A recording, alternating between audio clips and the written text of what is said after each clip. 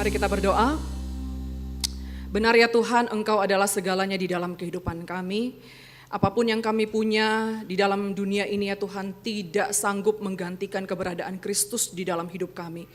Karena ketika kami sudah berada di dalam Kristus dan Engkau di dalam kami ya Tuhan, maka tidak ada satu penderitaan pun, tidak ada satu kesulitan pun yang bisa menggantikan kebahagiaan yang Engkau sudah berikan kepada kami, terutama kehidupan yang kekal, kehidupan yang penuh dengan sukacita dan damai sejahtera bersama dengan Tuhan Yesus.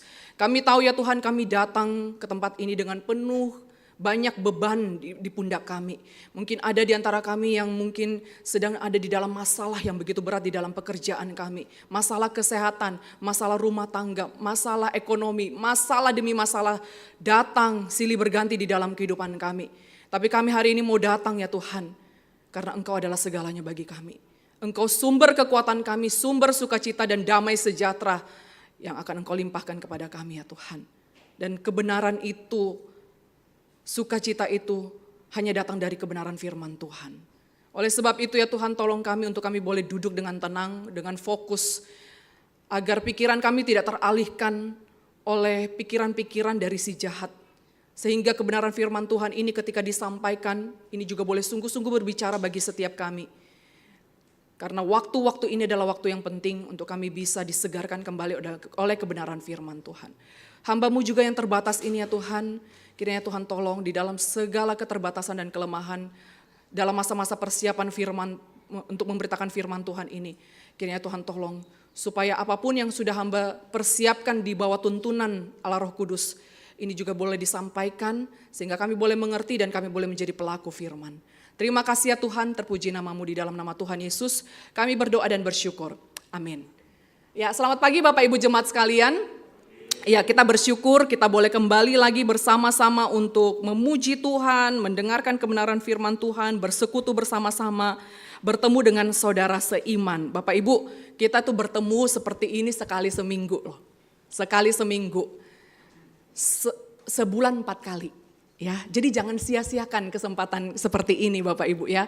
Jangan sia-siakan, bukan hanya sekedar ketemu teman lama atau apa, tapi ini satu kesempatan yang indah, undangan dari Allah Tritunggal untuk kita bisa beribadah. Ya, beribadah memuji Tuhan sekali seminggu loh saudara-saudara. Saudara bisa ikut ibadah cuma sekali seminggu. Katakanlah ya oke lah ada KTB atau ada persekutuan itu suplemen. Tetapi yang terpenting itu hari Minggu kita bisa beribadah dan ini adalah satu kesempatan cuma sekali seminggu Tuhan berikan.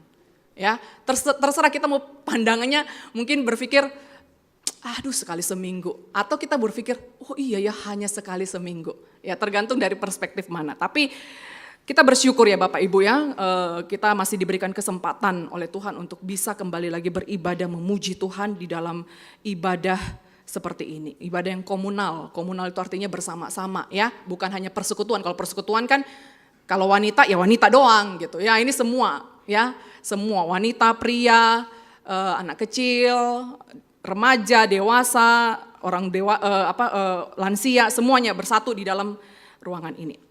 Baik Bapak Ibu, kita sudah berada di minggu terakhir di bulan September. Dan tentu saja kalau Bapak Ibu perhatikan, itu setiap bulan kita ada tema-tema bulanan. Dan tema bulanan kita bulan September itu adalah di dalam Kristus. Di dalam Kristus ya.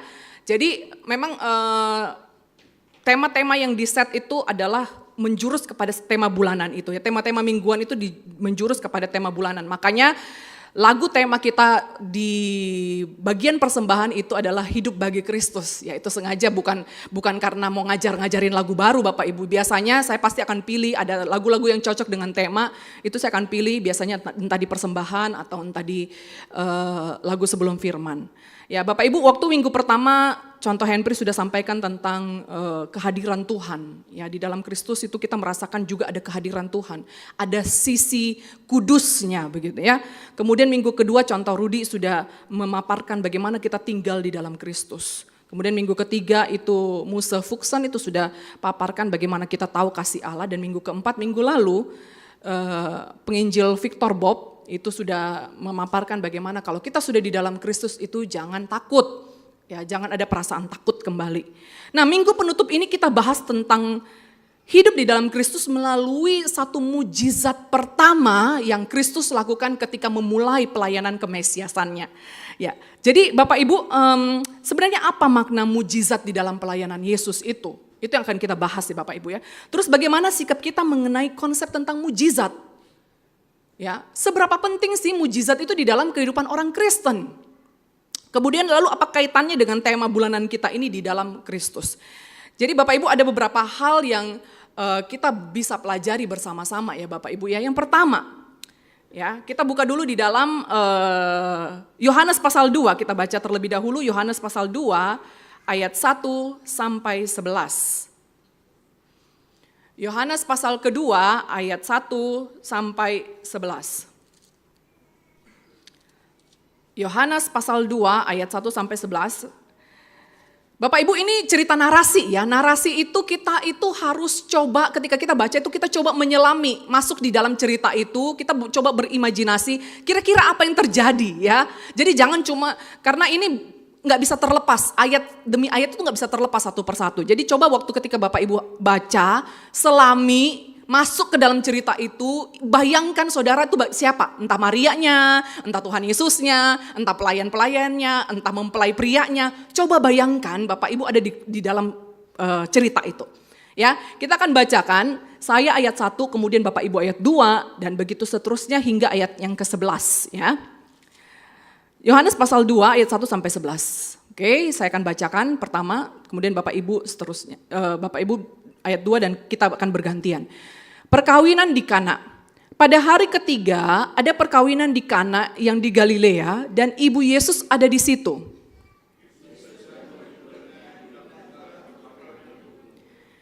Ketika mereka kekurangan anggur, ibu Yesus berkata kepadanya, mereka kehabisan anggur.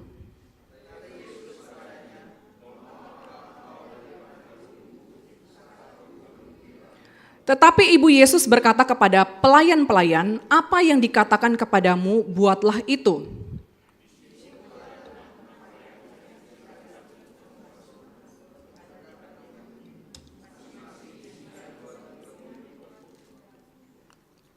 Yesus berkata kepada pelayan-pelayan itu, isilah tempayan-tempayan itu penuh dengan air, dan mereka pun mengisinya sampai penuh.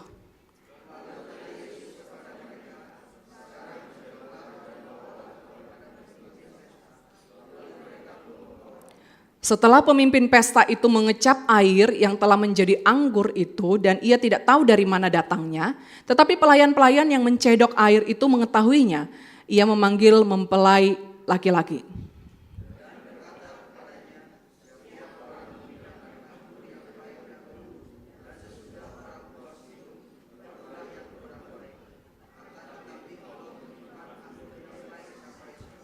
Ya, sama-sama. Hal itu dibuat Yesus di Kana yang di Galilea sebagai yang pertama dari tanda-tandanya, dan dengan itu ia telah menyatakan kemuliaannya dan murid-muridnya percaya kepadanya. Ya, demikian pembacaan firman Tuhan. Bapak Ibu, ada beberapa hal yang bisa kita pelajari dalam peristiwa ini, dalam narasi ini terkait dengan tema bulanan kita yaitu di dalam Kristus. Yang pertama adalah Bapak Ibu, kalau kita sudah di dalam Kristus, maka implikasi itu maksudnya adalah efeknya. Ya, misalnya kalau saya ngomong hari ini adalah hari Minggu, tanpa saya ngomong implikasinya adalah besok hari Senin, gitu ya implikasinya ya. Ngerti ya implikasi? Implikasi itu walaupun saya nggak ngomong, tapi itu ada efeknya, gitu ya. Jadi Bapak Ibu, ketika kita sudah di dalam Kristus, mujizat itu bukan lagi menjadi fokus kita. Bapak Ibu, kemungkinan besar ketika Tuhan Yesus itu memulai karirnya di dalam kemesiasannya itu, papanya itu Yusuf itu kemungkinan besar sudah meninggal, ya.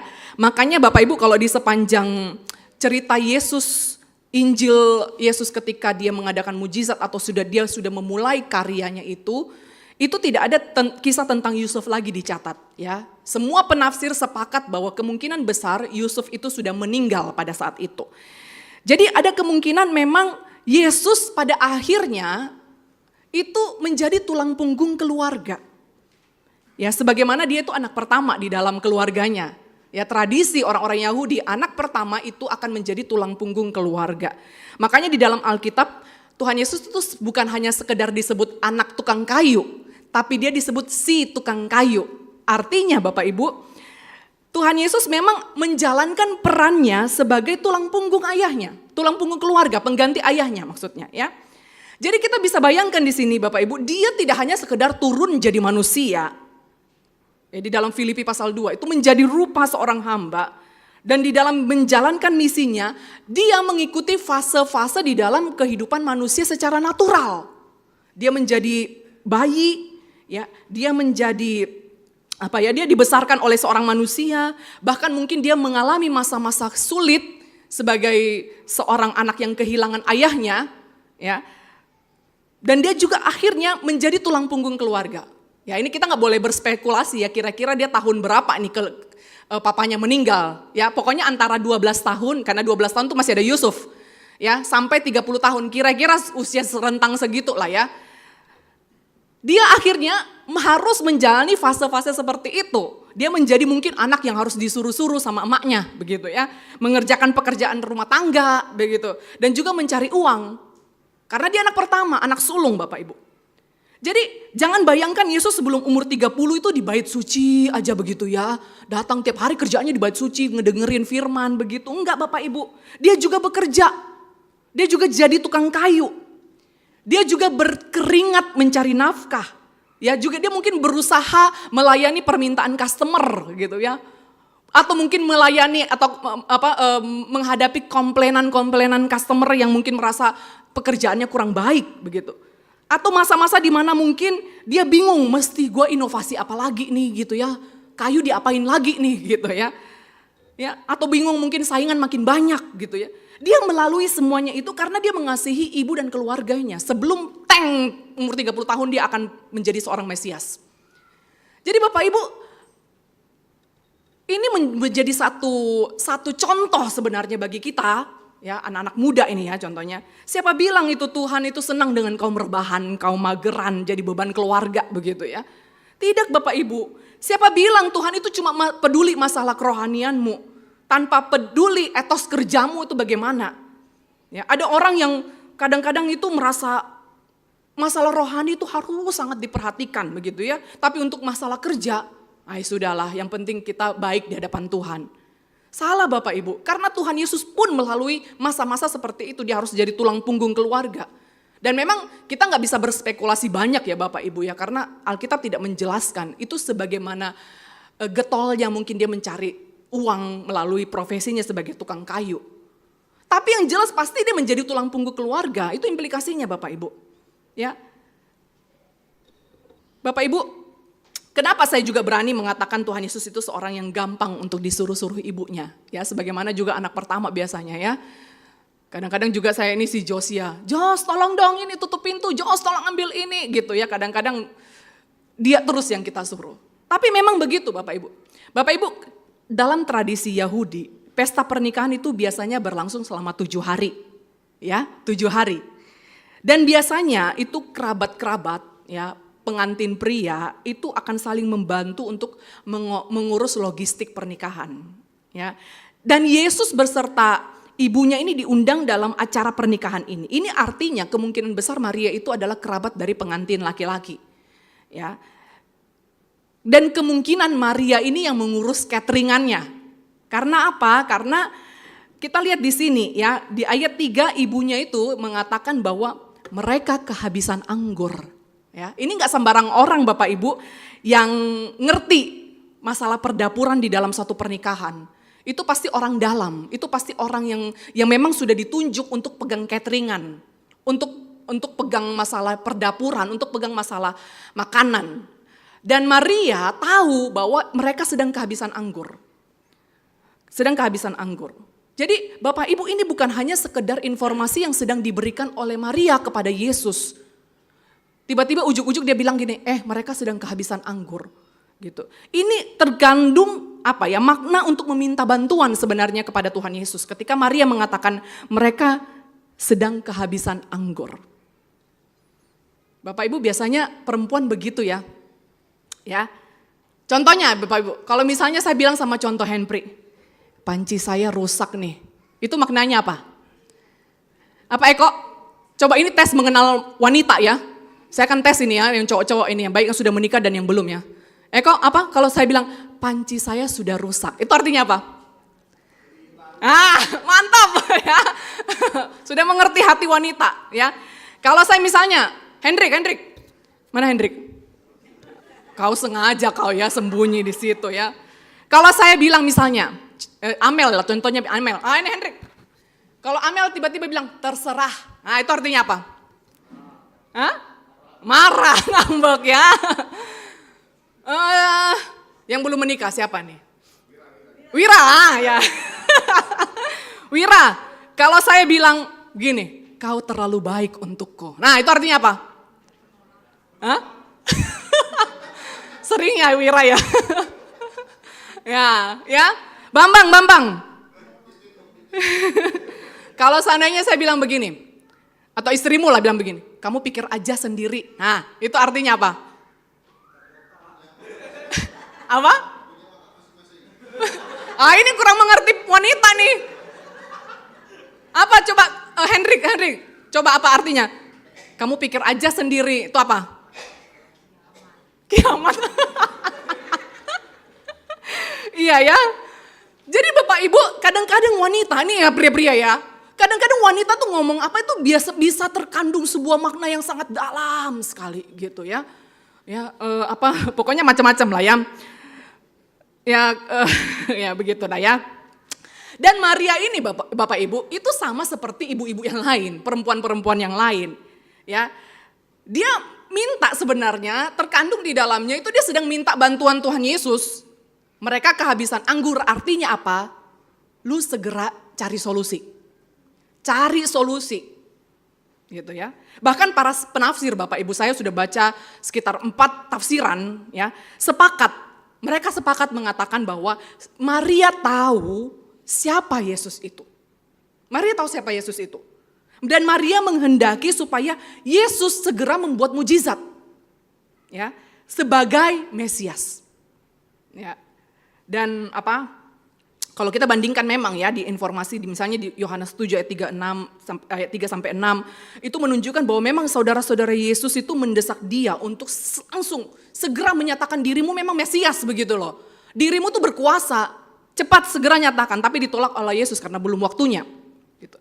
Tapi ini ada terkandung di dalamnya, ayo Yesus kau harus segera buat mujizat itu, segera, sekarang juga. Ini makna yang terkandung di dalam permintaan dari Maria ini. Walaupun ini bukan permintaan, tapi ini jelas ini permintaan. Segera Tuhan Yesus, saya tahu engkau siapa, engkau mampu bikin mujizat, segera lakukan. Dan Bapak Ibu kita lihat apa yang menjadi respons dari Yesus ya. Sebenarnya dalam Alkitab kita jawaban Tuhan Yesus itu sebenarnya tidak selembut bahasa aslinya Bapak Ibu ya. Kalau Bapak Ibu kalau lihat dalam bahasa aslinya itu lebih kasar sebenarnya ya. Kalau di LAI itu sudah agak halus begitu ya. Kalau di LAI itu dia bilangnya, kata Yesus kepadanya, mau apakah engkau daripadaku ibu? Sebenarnya bukan ibu Bapak Ibu. Sebenarnya bukan ibu.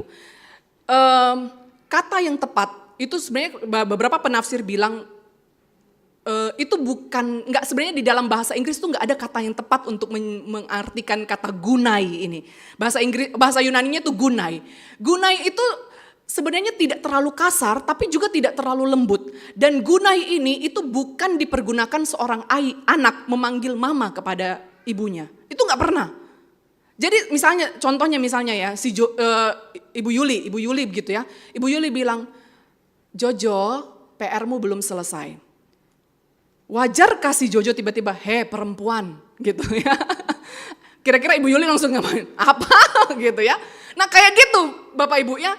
Gunai ini itu artinya seperti itu. Woman, what have I to do with you? Dan ini juga bukan mau apakah engkau daripadaku. Bapak Ibu itu terlalu halus. Sebenarnya artinya ini kalau mau artinya. Perempuan, apa urusanku denganmu? Waduh, kasar bener ya. Perempuan, apa urusanku denganmu? Ya, jadi Bapak Ibu ini di sepanjang Injil Bapak Ibu. ketika Tuhan Yesus memanggil Maria ibunya, enggak pernah dengan kata mama. Walaupun memang LAI menerjemahkan ibu, tetapi selalu dengan kata gunai, woman.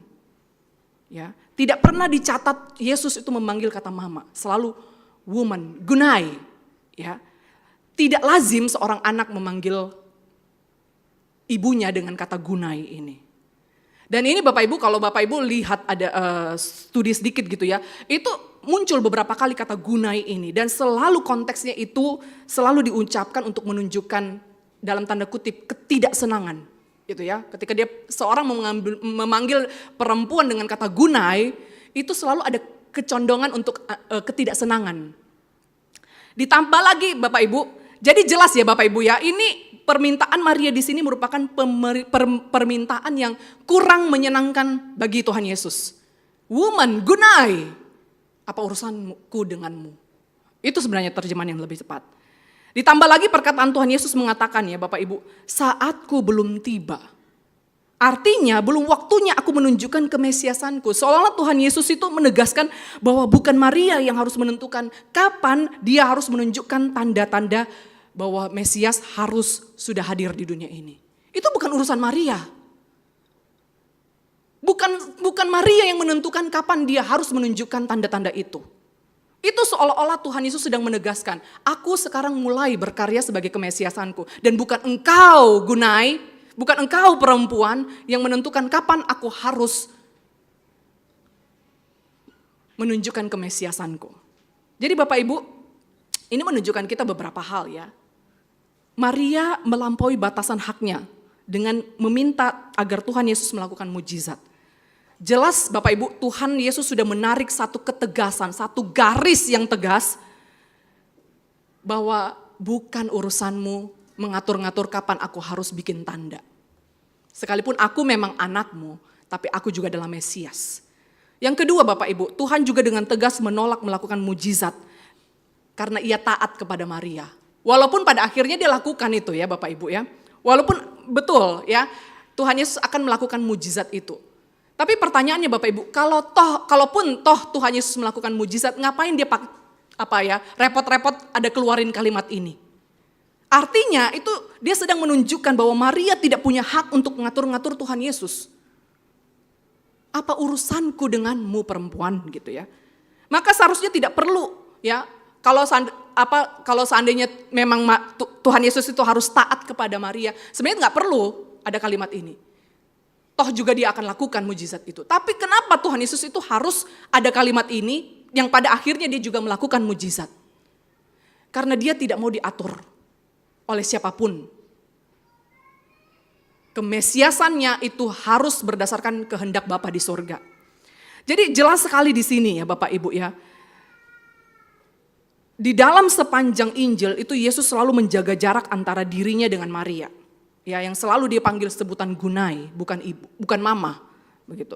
Artinya Bapak Ibu, Maria itu juga harus menerima kenyataan bahwa anaknya yang selama ini dia besarkan, ya, yang mungkin selama ini dia perlakukan secara seperti anak pada umumnya, saatnya anaknya itu juga harus menjalankan misi kemesiasan. Sehingga Bapak Ibu, Maria pun harus datang sebagai orang berdosa dan menyembah Mesias itu. Itu artinya Bapak Ibu. Makanya kita tidak menerima doktrin Maria tidak berdosa ya Bapak Ibu ya. Maria betul memang ibu Yesus dan kita bisa melihat Tuhan Yesus itu memperlakukannya bagaimana Maria itu sangat taat ketika malaikat memberitakan kehamilannya. Tapi di satu sisi juga Maria juga orang berdosa gitu ya. Ini juga jelas-jelas gitu ya Tuhan Yesus mengatakan tidak, siapapun tidak boleh mengatur saya. Ya. Maria terkesan memaksa Yesus agar segera membuat mujizat karena takut, malu jika sampai ketahuan anggur tersebut habis. Ini nanti akan saya jelaskan di nomor poin 2 ya Bapak Ibu. Bapak Ibu saat itu kalau pernikahan itu kehabisan anggur itu sesuatu yang memalukan Bapak Ibu saat itu. Sesuatu hal yang memalukan, akan dicap tidak persiapkan, akan dicap mungkin tidak dipersiapkan pernikahan itu dengan baik. Dan Maria di sini segera menuntut Yesus untuk melakukan mujizat pada saat itu juga. Bapak Ibu, bukankah kita seringkali juga seperti Maria ya? Seringkali di dalam kondisi-kondisi tertentu, kita agak terkesan memaksa Tuhan untuk melakukan mujizat. Maria tahu bahwa Yesus itu bukan sembarang manusia. Dia tahu Tuhan Yesus itu Mesias. Dia tahu Tuhan Yesus itu Tuhan. Dan dia begitu tunduk Bapak Ibu. Dia begitu tunduk ketika berita kehamilannya itu dikatakan kepadanya. Dan dia tahu bahwa suatu saat anak ini juga pasti akan menunjukkan kemahakuasaannya. Dan saat itu Maria menuntut Yesus untuk melakukannya. Demi menghilangkan rasa malu yang akan ditanggungnya ketika anggur itu habis. Bapak Ibu, berapa banyak dari antara kita yang selalu mengkaitkan kemuliaan Yesus itu dengan mujizat. Tuhan, kalau Engkau baik ya, kalau Engkau maha kuasa, nyatakan sekarang Tuhan. Seolah-olah kemahakuasaan Tuhan itu ditentukan oleh seberapa banyak mujizat yang kita terima. Tuhan, aku mau lihat Engkau berkuasa Tuhan, buktikan dong kalau Engkau berkuasa Tuhan. Bahkan ada yang sedikit mengancam ya, kalau Engkau tidak mengabulkan doaku, aku gak mau ngaku lagi Engkau sebagai Tuhan yang maha kuasa. Waduh. Maka kita perlu memahami makna tanda di sini Bapak Ibu ya. Kalau di ayat 11 dikatakan di situ Bapak Ibu, ini adalah tanda-tanda yang pertama gitu ya. Yang pertama dari tanda-tandanya. Bapak Ibu, kalau minggu lalu tuh Pak Victor sudah memberikan ilustrasi yang bagus sekali ya tentang tanda ya.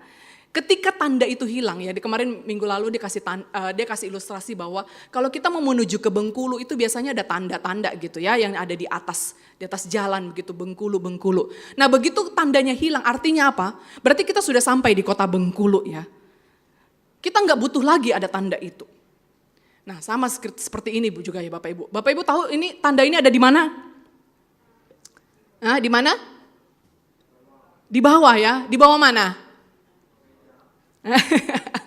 Iya tahu ini di gereja ya, ibadah lantai 2. Iya di bawah ya. Tapi apakah tanda ini itu adalah ruangannya? Maksudnya gini, apakah tanda itu di ibadah lantai 2? Apakah ada dari antara kita yang tiba-tiba beribadah di depan tanda ini? Nggak ada ya?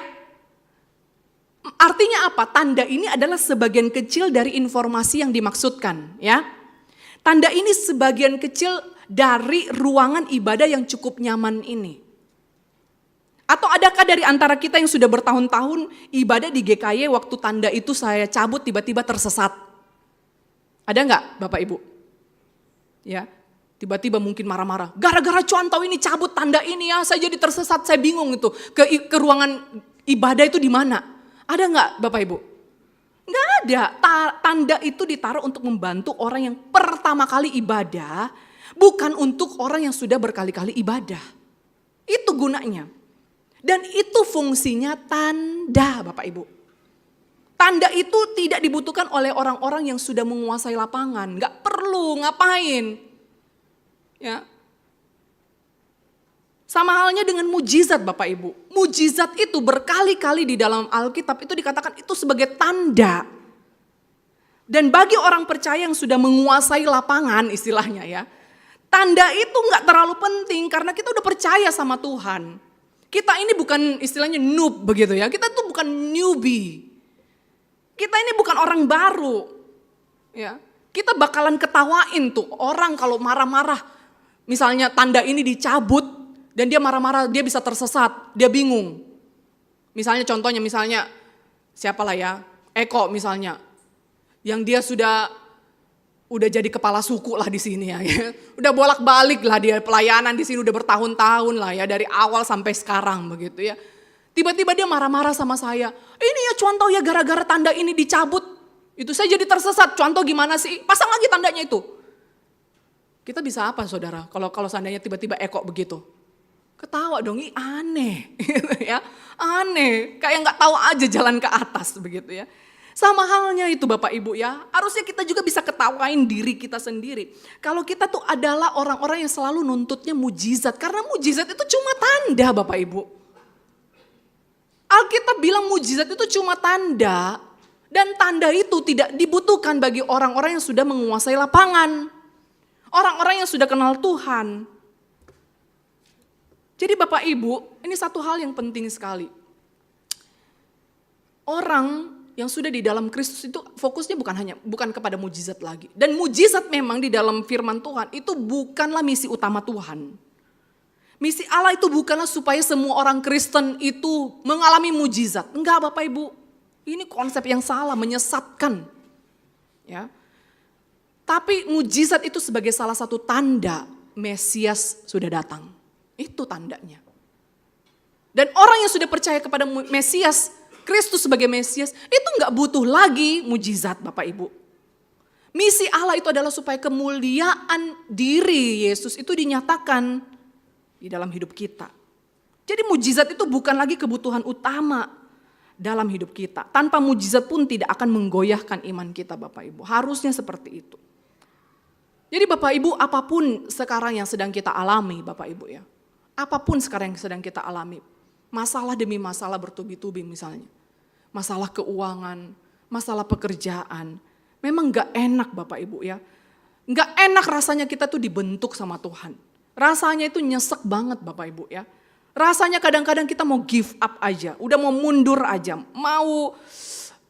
Sudahlah. Bodoh amatlah dengan gereja. Bodoh amatlah dengan orang lain Bapak Ibu. Kadang-kadang mungkin kita bisa berpikir seperti itu. Masalah anak-anak, masalah suami istri, masalah keuangan. Aduh gak enak banget rasanya. Itu kayak merontokkan semangat kita. Tapi bukankah kita sudah mengalami mujizat yang terbesar Bapak Ibu? Penebusan Kristus di atas kayu salib.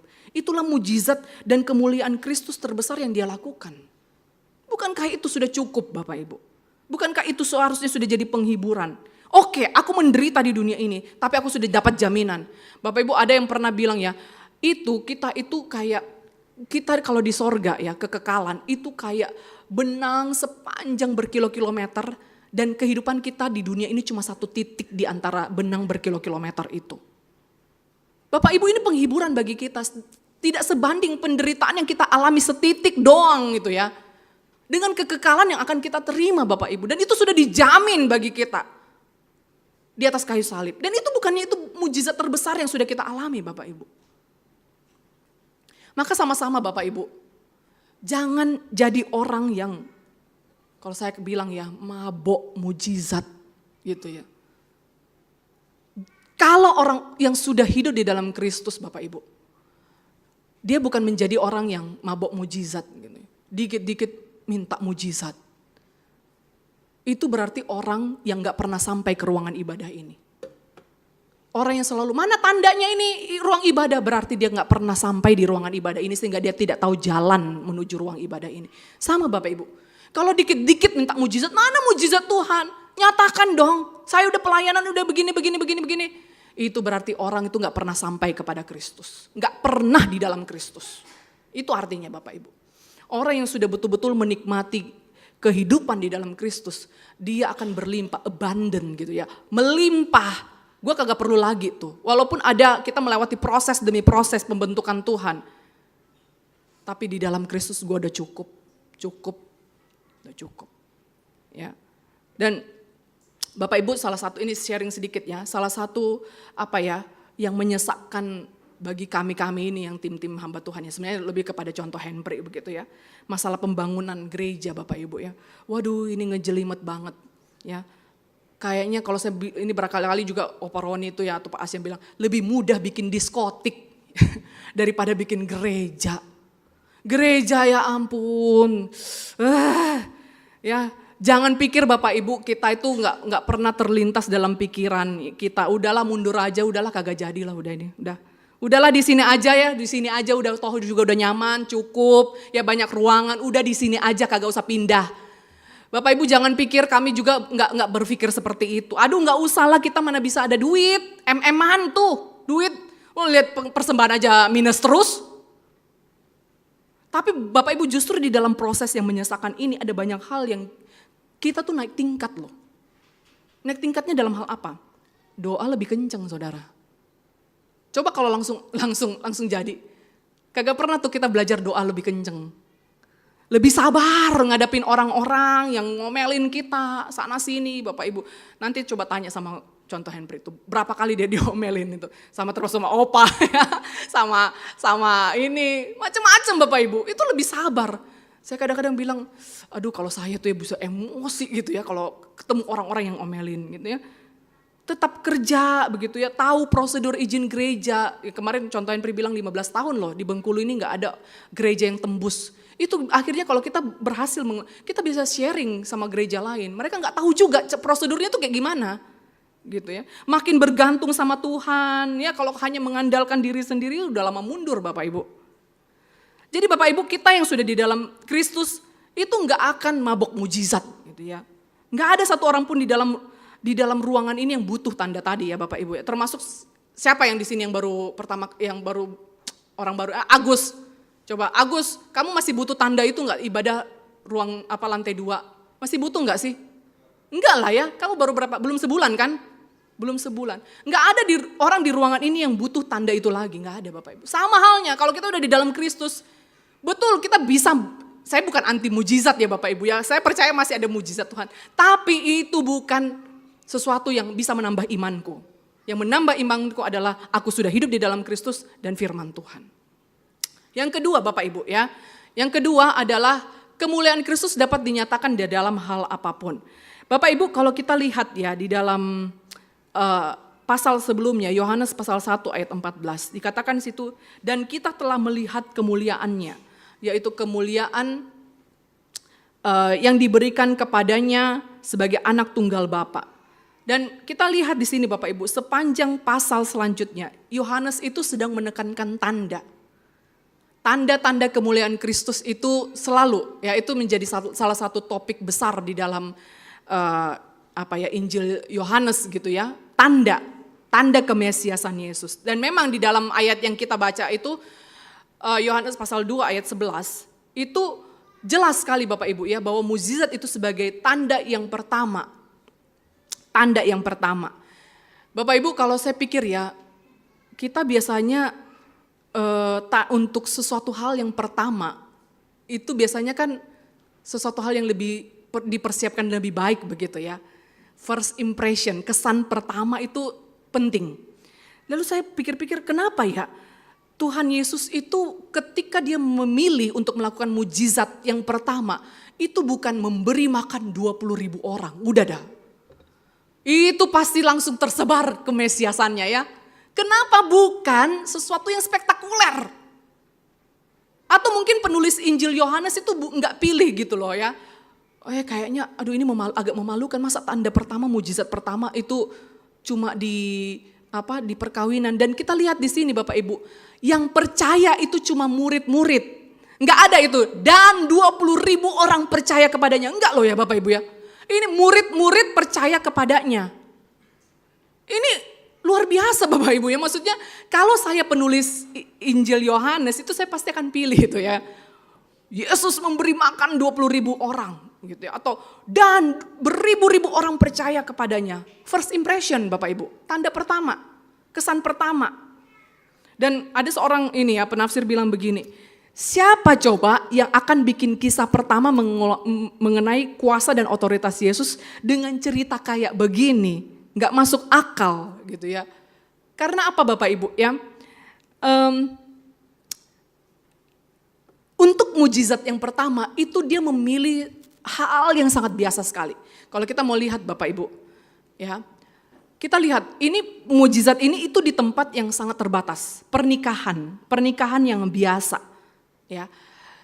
Tadi saya sudah sampaikan bahwa anggur itu sesuatu hal yang penting di dalam pesta pernikahan orang Yahudi. Kalau sampai anggurnya habis, itu akan dicemooh 7 turunan Bapak Ibu.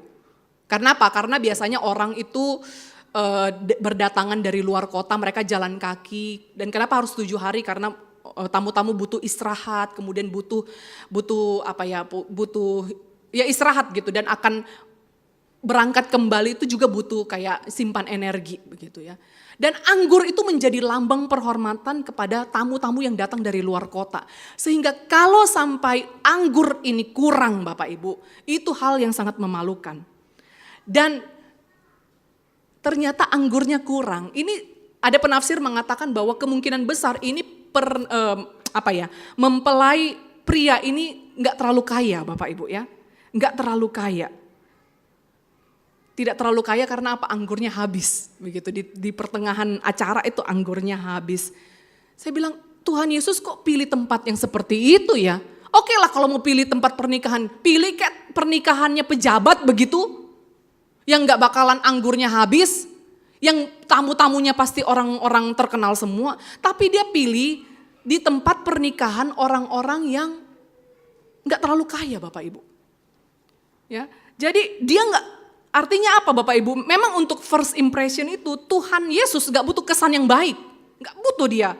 Dia nggak butuh KKR ribuan-ribuan orang untuk bikin mujizat. Ya, dia bisa adakan mujizat di tempat dia mana mau, nggak perlu harus di depan ribuan orang Bapak Ibu. Bahkan mungkin pada saat kita terbaring sendirian di rumah sakit atau di rumah kita minta kesembuhan, Tuhan bisa kasih kok. Itu nggak perlu ke KKR apa ya, mujizat ilahi lah atau KKR penyembahan lah, penyembuhan atau kita mungkin dalam keadaan sendirian, ya nggak ada yang mengerti kita, Tuhan bisa kasih mujizat itu Bapak Ibu. Mujizat itu tidak harus dibatasi dengan orang-orang yang banyak, semakin banyak kayak semakin manjur begitu. Tidak Bapak Ibu, ini Tuhan pilih kok tanda pertama itu di tempat yang sangat terbatas. Yang kedua, material yang biasa Bapak Ibu. Dia pakai tempayan diisi air. Dikatakan di situ ada 6 tempayan yang disediakan ya. Di situ ada 6 tempayan. Dia pakai material-material yang ada. Tempayan yang ada air. Jadi nggak perlu itu ya potong ayam hitam lah atau ayam darah kambing berusia 2 tahun lah. Nggak perlu itu ya Bapak Ibu. Tuhan bisa pakai apapun yang ada di antara kita. Terus yang ketiga, dia memakai orang-orang yang biasa Bapak Ibu. Kita dilihat di sini ya, semua orang di dalam peristiwa ini, itu kita kalau baca begini tuh harus mengaktifkan semua indera-indera kita ya. Semua orang-orang yang ada di dalam peristiwa ini, gak ada disebut namanya Bapak Ibu. Bahkan Ibu Yesus pun gak disebut Maria, gak ada disebut nama. Ya. Artinya apa ya Bapak Ibu, memang tujuan awal pencatatan mujizat ini itu memang hanya Yesus fokusnya. Bukan Maria, bukan mempelai pria, bukan pemimpin pestanya, dan bahkan Tuhan Yesus tuh memakai para pelayan-pelayan untuk melaksanakan mujizatnya Bapak Ibu. Ya, dia bukan pilih Maria. Ini loh lihat, kalau kita lihat itu pelayan-pelayan itu yang nggak disebutkan namanya itu yang menuangkan air, yang menuangkan atau mencedok air itu menjadi anggur itu. Tuhan pilih, ya Tuhan pilih itu sebenarnya. Jadi ini semua biasa banget Bapak Ibu. Untuk sebuah first impression, untuk sebuah grand opening atau soft opening, ini terlalu biasa Bapak Ibu. Biasanya kalau kita ada grand opening, soft opening itu luar biasa ya. Saya ingat dulu kemarin Kabayan itu waktu grand opening itu makan gratis Bapak Ibu. Dan saya yakin gak akan bikin lagi gitu ya. Dia gak bakalan bikin lagi gitu ya. Yang namanya first impression itu harusnya wah yang spektakuler dong. Tapi ini semua hal-hal yang sangat-sangat biasa sekali, hal-hal yang sangat sederhana sekali. Dan Tuhan gak peduli Bapak Ibu, gak peduli. Dia gak peduli dengan konsep dunia ini yang first impression itu harus spektakuler. Dan Injil Yohanes jujur dalam hal ini. Jadi Bapak Ibu bukankah hal ini yang sangat membahagiakan buat kita? Dia gak pernah pilih-pilih orang Bapak Ibu ya. Dia pilih yang sangat biasa sekali untuk menyatakan kemuliaannya. Jadi Bapak Ibu jangan pernah minder Bapak Ibu. Saya sering kali menemukan banyak orang Kristen. Saya mah cuma orang miskin gitu ya. Gak mungkin lah saya pelayanan, malu lah. Saya mah cuma anak kampung, malu lah gitu. Aduh saya mah cuma lulusan SMP gak bisa pelayanan. Saya mah cuma orang tua gak bisa ngomong, gak terlalu pinter ngomong. Saya mah belum sukses, nanti kalau sudah sukses baru saya melayani. Saya mah sudah tua, udah pensiun. Saya mah cuma ibu rumah tangga. Ya saya mah gagap kalau ngomong di depan orang. Ya saya mah cuma remah-remah rengginang di gereja ini. Aduh ya.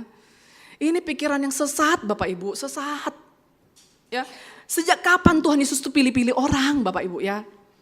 Ini pikiran yang sudah tercemar dengan konsep dunia ini. Jangan bilang orang-orang yang saya mah cuma gini, itu orang yang rendah hati, itu bukan orang yang rendah hati Bapak Ibu ya. Ya, ini orang yang sedang ditipu oleh si jahat membuat dia gak mau terlibat di dalam pelayanan. Ya. Bapak Ibu, dia mau pakai kita Bapak Ibu, ini salah satu firman Tuhan yang sering kali saya bilang ya. Firman Tuhan mengatakan, tetapi apa yang bodoh bagi dunia, dipilih Allah. Ini saya highlight itu ya, yang bodoh. Dan apa yang lemah bagi dunia dipilih Allah. Bapak Ibu, jangan malu kalau kita bodoh. Jangan malu kalau kita lemah. Banyak gak bisanya. Itu Tuhan pilih kita kok Bapak Ibu. Tuhan bisa pakai kita untuk kemuliaan Tuhan. Bayangkan Bapak Ibu, ini orang-orang yang tidak pernah dianggap pelayan-pelayan. Justru dia yang dipakai di tanda yang pertama itu. Jadi gak ada alasan Bapak Ibu, saya udah tua, saya begini. Gak ada alasannya Bapak Ibu. Bapak Ibu jangan enek ya lihat yang singers WL itu orang-orangnya itu aja Bapak Ibu. Ya, bukan karena sok mereka pengen tampil terus itu ya, berapa minggu ini ya Eko sama Ibu Yuli. Bolak-balik mereka terus Bapak Ibu. Itu bukan mereka karena minta, Memo kalau bisa ya sebulan ini saya dijadwalkan 3 kali jadi singers, 2 kali jadi WL. Enggak Bapak Ibu. Ya, bukan, tapi karena kita gak ada orang, nih gak ada orang. Dari sekian 70 orang ini cuma 4 orang loh WL loh. Ini sekalian saya ceritain ya, curhat ya. Iya ya Cek ya. Ya, liturgis kita cuma 4, bayangkan Bapak Ibu betapa miskinnya WL-nya kita ini ya. Tanggung jawab siapa? Tanggung jawab siapa Bapak? Ini tanggung jawab bersama. Ini bukan saya minta, saya suruh Bapak Ibu pelayanan karena kasihan ini bolak-balik mereka. Bukan Bapak Ibu ya, kalau cuma kasihan mending gak usah ya. Biar 4 orang ini bolak-balik aja begitu ya. Tapi saya cuma mau membakar semangat kita untuk pelayanan. Masih banyak yang gak mau gitu loh. Masih banyak yang merasa, saya mah cuma hanya ini. Bapak Ibu, sama-sama Bapak Ibu, ini Alkitab loh sudah jelaskan. Kita lemah, bodoh bisa dipakai untuk kemuliaan Tuhan. Bisa dipakai dalam kondisi apapun, dia bisa pakai. Dan itu konsep yang orang-orang yang sudah di dalam Kristus. Singers kita, jangan malu ya kalau mau naik jadi liturgis Bapak Ibu. Ya, singers jangan malu, kau bisa dipakai. Jangan, aduh saya salah-salah. Wajar salah-salah, wajar gagap-gagap dikit. Kecuali kalau Eko masih gagap ya oke lah. Kita bisa evaluasi dia. Lah kalau baru pertama kali jadi liturgis, ya wajar salah begitu. Namanya juga manusia, masih napak. Ya kan? Masih napak di lantai gitu ya.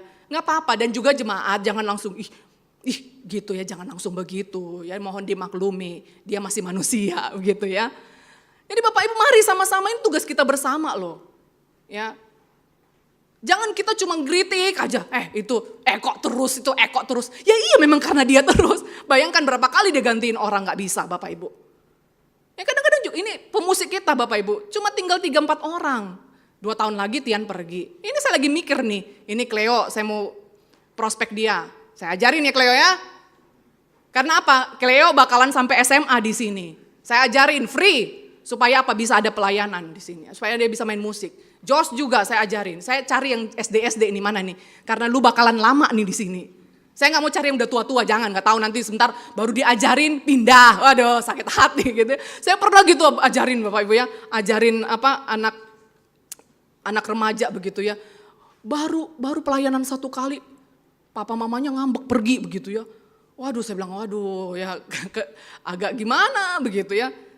Jadi Bapak Ibu mari sama-sama. Ini tugas kita bersama loh Bapak Ibu.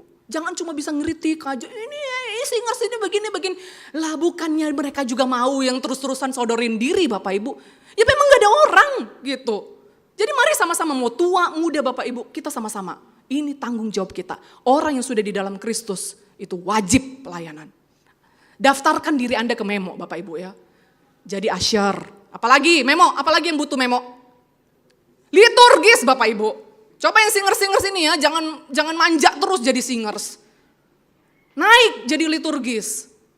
Kapan bisanya kalau begitu? Ya wajarlah salah-salah. Sekali lagi ya, wajar salah-salah. Kita juga jangan terlalu banyak menghakimi orang. Wajar salah-salah, itu manusia. Ya. Kalau contoh saya nggak bisa, saya bantuin transisinya, kalimat transisinya saya bantuin Bapak Ibu. Tapi jangan dibantuin terus begitu ya. 2-3 kali saya masih bantuin transisi. Saudara baca aja begitu, persiapkan dengan baik, dijamin Bapak Ibu, saudara pasti pede. Orang yang nggak pede itu kenapa? Karena nggak persiapan itu. Ya, jadi Bapak Ibu mari sama-sama ya. Kita sudah di dalam Kristus. Yang pertama jangan mabok mujizat ya. Yang kedua siapapun Bapak Ibu pasti akan dipakai untuk kemuliaan Tuhan. Mari kita berdoa. Tuhan, kami bersyukur ya Tuhan untuk anugerah cinta kasih Tuhan di dalam hidup kami yang sudah membuat kami hidup di dalam Kristus. Oleh sebab itu ya Tuhan, seharusnya juga kami menunjukkan ciri-ciri kehidupan kami di dalam Kristus dengan menunjukkan satu kualitas-kualitas yang baik. Sekalipun ya Tuhan, kami adalah manusia yang penuh dengan keterbatasan. Tapi kami percaya Tuhan akan pakai kami untuk menyatakan kemuliaan Tuhan bagi gereja kami, bagi kota Bengkulu, dan bagi siapa saja yang ada di sekitar kami. Terima kasih ya Tuhan, terpuji namamu. Dalam nama Tuhan Yesus kami berdoa dan bersyukur. Amin.